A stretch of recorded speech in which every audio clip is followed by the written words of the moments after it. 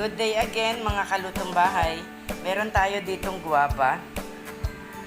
Hiniwa-hiwa natin siya tapos imamash natin siya mamaya. Gagawa naman tayo ngayon ng guwaba jam. Meron tayo ditong 1/4 lang na brown sugar at saka cornstarch. Isahan na natin. Ilagay na natin sa kawali natin tong mga guwaba.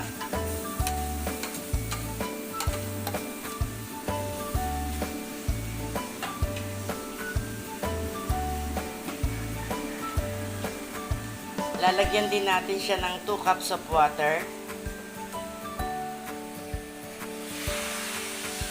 Palalambutin muna natin siya dyan. O kung marami yung guwaba nyo, syempre dadagdagan natin yung water.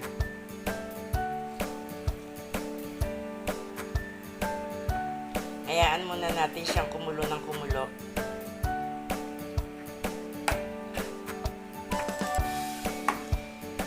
Nilipat ko siya sa mas malaking kawali. Ayan na siya.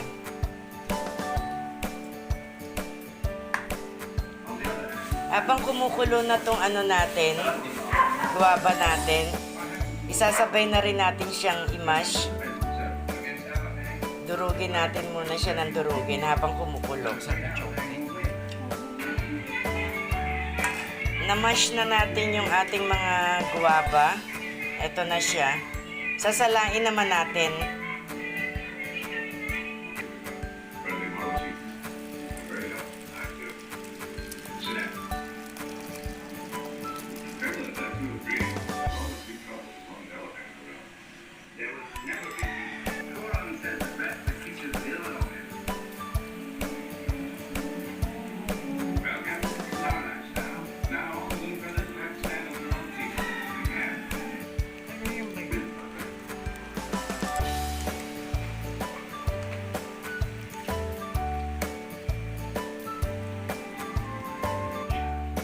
Salin natin ulit itong pinakatas natin na bayabas.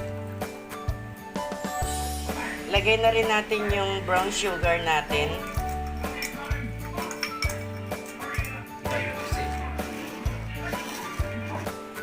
Lagyan din natin siya ng konting salt.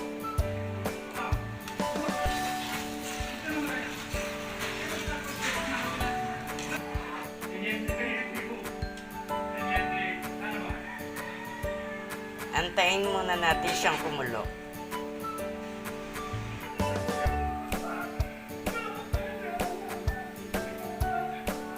Kanina, bali, 2 beses natin siyang sinala. Hindi ko na lang napakita yung pangalawang sala kanina. Yung una lang ang napakita ko.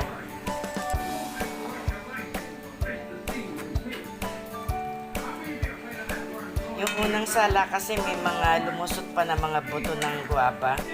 Kaya sinala namin ulit ng pangalawa. Eto, wala na siya talaga.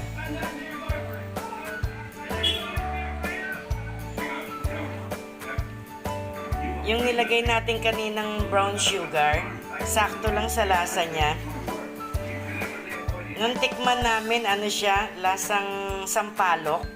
Yung manamis-namis siya na maasim-asim. Ganon ang lasa niya. Pwede na nating ilagay yung cornstarch natin. Konti-konti muna.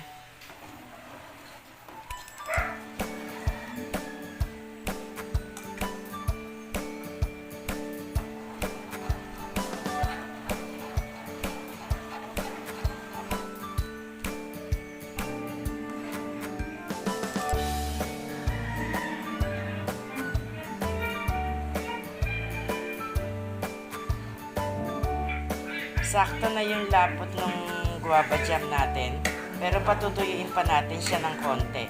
Hayaan pa natin siyang kumulo ng kumulo.